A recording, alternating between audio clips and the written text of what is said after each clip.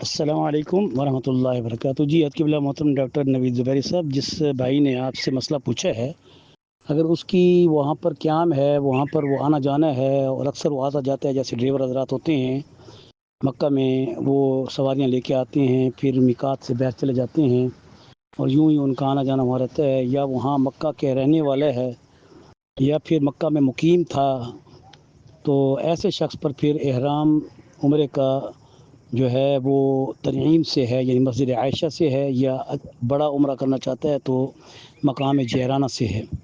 لیکن اگر ایک شخص کام کے لیے پہلی مرتبہ جا رہا ہے مکہ مکرمہ میں، وہ داخل ہونے کی بجائے پہلے اس نے مدینہ جانا تھا، تو مدینہ سے اس نے مکہ پھر جب آنا تھا تو اس کو احرام باندھنا چاہیے تھا۔ اگر وہ مدینہ سے مکہ بغیر احرام کے پہلی مرتبہ کام کے لیے آ رہا ہے تو اس کو احرام باندھنا اس پر واجب تھا، فرض تھا۔ اب اگر وہ دم سے بچنا چاہتا ہے تو پھر واپس وہ مدینہ کے اس میقات کی طرف آئے جو مکہ کی طرف سے ہے، یعنی بیر علی سے، وہاں سے احرام باندھے، تب تو اس کا دم معاف ہوگا، ورنہ اس کو دم بھی دینا پڑے گا اور احرام بھی اسے پھر بیر علی سے، یا پھر اسے جو پاکستان والوں کا جو مقام ہے، جو جس کو سیر العلم کہتے ہیں، وہاں سے اس کو باندھنا ہوگا، ورنہ اس کو چاہیے کہ وہ بہتر ہے کہ وہ مدینے کی طرف پھر واپس جائے تاکہ وہ دم کے دینے سے بچ جائے۔ اگر دم دے سکتے ہیں تو پہلے دم دے، پھر اس کے بعد عمرے کے لیے پھر جائے، کیونکہ بغیر احرام کے وہ مکہ میں داخل نہیں ہو سکتا تھا۔ یہ تو ان کے لیے اجازت ہے جو کہ 24 گھنٹے آنا جانا ان کا مکہ مکرمہ میں ہوتا ہے، اور پھر وہ میقات سے باہر چلے جاتے ہیں، ان کا ہر روز کا یہ سفر ہوتا ہے اور ان کا وہاں ہر روز کا قیام ہوتا ہے، تو ان کے لیے نبی کریم صلی اللہ علیہ وسلم کی احادیث طیبہ کی روشنی میں ان پر جو ہے وہ دم پھر معاف ہے، ورنہ صحیح حدیث سے بغیر احرام کے میقات سے تجاوز کرنے والا مکہ میں داخل ہوگا تو اس کو ہر حال میں دم دینا ہوگا، ورنہ اس کو پیچھے جا کے وہاں سے احرام باندھنا ہوگا۔ آپ کا بھائی مفتی ڈاکٹر امداد اللہ محمود فرید، رئیس دارالفتہ جامعہ مظاہر العلوم عارف جی بازار لاہور کینٹ۔ قبلہ محترم کرم بھائی ڈاکٹر نوید زبیری صاحب، میں نے جو مطالعہ کیے ہے اور اس مطالعے میں جو سند صحیح کے ساتھ جو بات ملی ہے، اس میں نبی کریم رؤوف الرحیم صلی اللہ علیہ وسلم کا جو فرمان مبارک ہے میقات سے تجاوز کے بارے میں، وہ بخاری و مسلم سے ہے، اس لیے اس سلسلے میں بڑی احتیاط ہے۔ احتیاط اس لیے ہے کہ اس میں واضح ہے کہ جو شخص بغیر احرام کے مکہ میں داخل ہوگا، اسے یا تو واپس میقات پہ آنا ہوگا، جو میقات اس کی اس آفاقی کی، یعنی آفاقی سے مراد جو مکہ میں رہنے والا نہیں ہے اور جس ملک سے تعلق رکھتا ہے، اس ملک کے آنے کی میقات سے وہ احرام باندھنا اس کے لیے شرط اور واجب ہے، ورنہ اگر وہ واپس نہیں جاتا اور احرام نہیں باندھتا تو اس کے اوپر دم آ جائے گا۔ اور رہا یہ کہ قبلہ جو ہمارے جنہوں نے نعت بھی پڑھی تھی، بہت بڑی پیاری خوبصورت، اگر ان کا یہ سفر پہلی مرتبہ ہے اس سلسلے میں،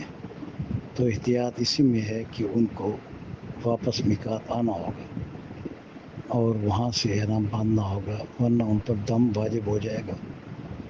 قربانی بکرے کی یا بکری کی، مینڈا مینڈی کی دینی ہوگی۔ اور اگر ان کا یہ سفر پہلے اس سلسلے میں، یعنی پہلے بھی کئی بار ہو چکا ہے اور اس میں وہ پہلی مرتبہ جب گئے تھے تو انہوں نے اگر احرام باندھا تھا، تو پھر اب اس کے بعد بار بار ان کے اس کام کے سلسلے میں،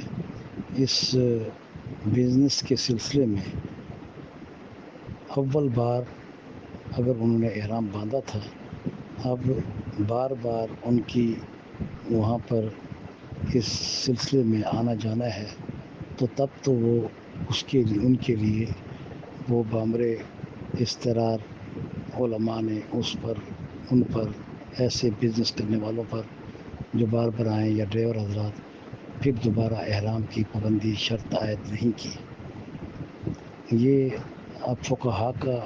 جو فتویٰ میں بتا رہا ہوں وہ بھی احتیاط کے درجے میں ہے، کہ کیونکہ بار بار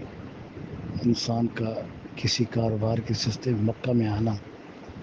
تو وہ ایک تکلف ہے، اور تکلیف مالا یطاق لا یکلف اللہ نفسا الا وسعها کے تحت پھر دم کو واجب نہیں کرتی، ان کے اوپر جنایا نہیں آئے گا، بشرطے کہ وہ پہلے 2-3 مرتبہ یا پہلے 1 مرتبہ احرام کے ساتھ اپنے اس بزنس کے سلسلے میں وہ سفر کر چکے ہوں احرام کے ساتھ، طواف کے ساتھ، عمرے کے ساتھ،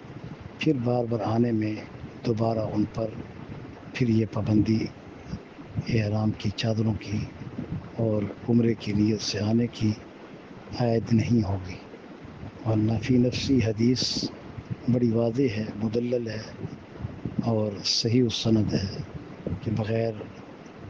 کسی مجبوری کے اور اضطراری حالت کے اور بار بار نہ آنے کے، اول بار یک بارگی آنے کے انہیں احرام باندھنا ہوگا، ورنہ دم لازم آئے گا۔ آپ کا بھائی مفتی ڈاکٹر امداد اللہ محمود فرید، رئیس دارالفتہ جامعہ مظاہر العلوم آرے بازار لاہور کینٹ، میں اس لیے ساتھ اپنی سند پیش کرتا ہوں تاکہ آپ اگر کسی کو میری یہ آڈیو بھی بھیجنا چاہیں تو بھیج سکتے ہیں، تاکہ کوئی سند کے ساتھ بات سمجھ میں آ سکے۔